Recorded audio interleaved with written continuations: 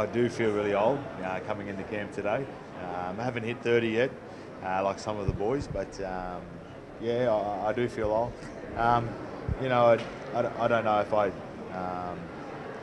quite necessarily have to. I think their enthusiasm and their willingness and want to, play in that Australian jersey and really own that jersey is probably going to be all those boys need.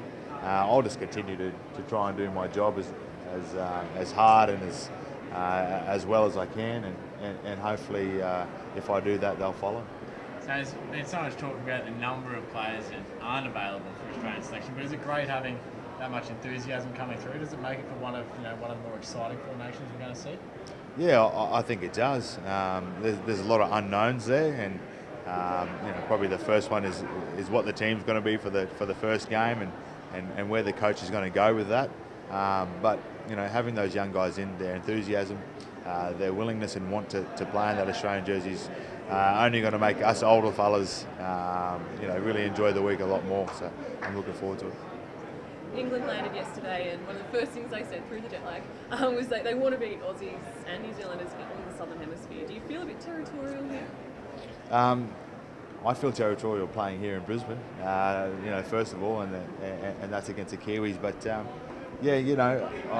there is a big threat there, and that is the Poms. They've gotten closer and closer every time we've played them. They've had some fantastic talent playing the NRL this year as well.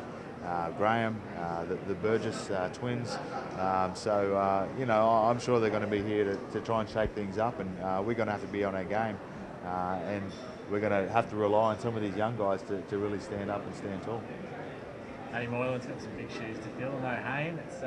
How's it feel not having him here in the camp? Yeah, it's a little bit different.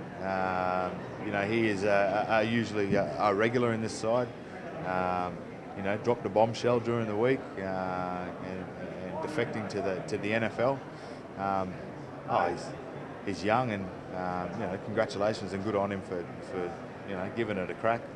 It's going to be a hard task, but having a talent like Moylan, you watch some of his highlights from this year, and he's been fantastic. He's won the Penrith Panthers a lot of games this year. Ice run through his veins. He's had to clutch win games. In the death. So,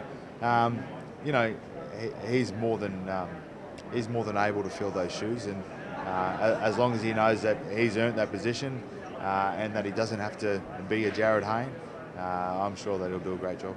JT missing too. Are you going to feel that a lot? Personality yeah. as well. Yeah, I'm missing him. He's my roomie. Been roomies for a lot of years now. I'll miss him, but the team will miss him as well. He lightens the mood around camp. He makes it a lot of fun. We will be away for 4 weeks, and it is a long time without laughing or laughing at his laugh. But I think the biggest thing, we are going to miss him on the field. Yeah. And you mentioned Hayne before. What are the chances of seeing Sam Thaiday in the Oh, no, I'm too old now. 5 years ago, I might have given it a crack. But it's too hard for me to go over now. Too hard. I might lawn bowls, I reckon. More up my alley. Yeah. Not too many blokes, I guess, from the Queensland-based teams, Broncos, no Cowboys, and one Titan. Is that a worry for the state? No, not at all. We had some guys there in contention, but being the hard, brutal game that we played, those guys had to have end-of-season operations. Very excited and happy to see a guy like Ben Hunt, get the call-up.